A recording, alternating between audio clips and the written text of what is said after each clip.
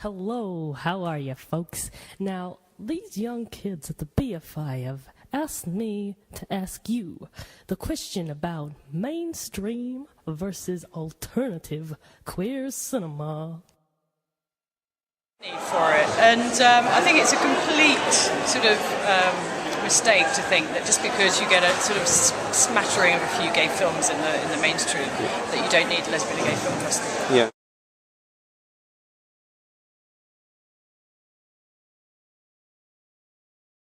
I think it is becoming a bit more mainstream, which of course is a good thing because it's saying that things are becoming a lot more acceptable. Yeah. But I do like the exclusivity myself of having a gay, lesbian type specific activity. I'm seeing in the mainstream are much more kind of safe. In many ways, the mainstream has taken from what has been trailblazed by New Queer Cinema and has sort of given it a sort of more straight twist, but putting it out to a wider audience. Hello, how are you? Now, we were also interested to know about the future of this fabulous festival. The pioneering role of New Queer Cinema has been to put issues of sexuality and identity into the mainstream. Thing where nobody wants to see this getting any smaller because people come from all over the world to this film festival. I don't know. There's nothing really pushing the boundaries at the moment. I think and I think we need something massive. Something. But then, so can you push boundaries? Are there any boundaries to be left to push with queer cinema? I think it's fantastic there's a lesbian and gay film festival, and you need some probably a bit more trans stuff, but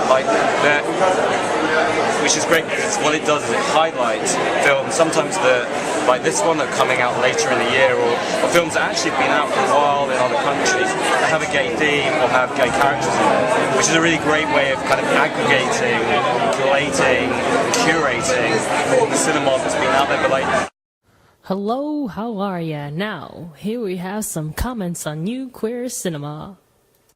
I think New Queer Cinema itself is like a very eclectic mix. Okay. And I don't think there's anything absolutely definitive about it. It all depends on how good the film is. Is it a well-made film, or is it a bit shoddy? I think the youth for today are quite privileged and blessed in what it provides. It's just such a rich variety of films that seems to be out today. I think the New Queer Cinema has given a voice, given a space for cinematic themes, ideas, which wouldn't have been given that space in the mainstream.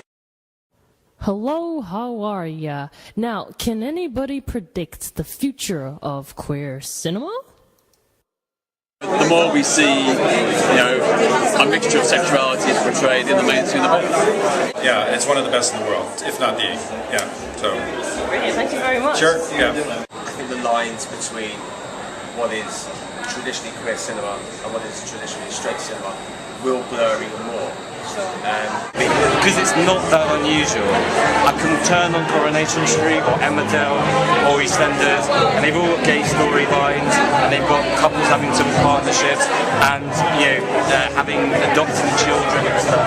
And so, as gay as becoming queer or whatever becomes much more normal, I think it's much less of an issue, and therefore less of a genre. Hello, how are you, folks? I hope you all had a marvelous time. Now, before I go, I have one last question to ask you all, and it's a big one. Is queer cinema still relevant for the youth of today? That's right. I want you to all discuss it.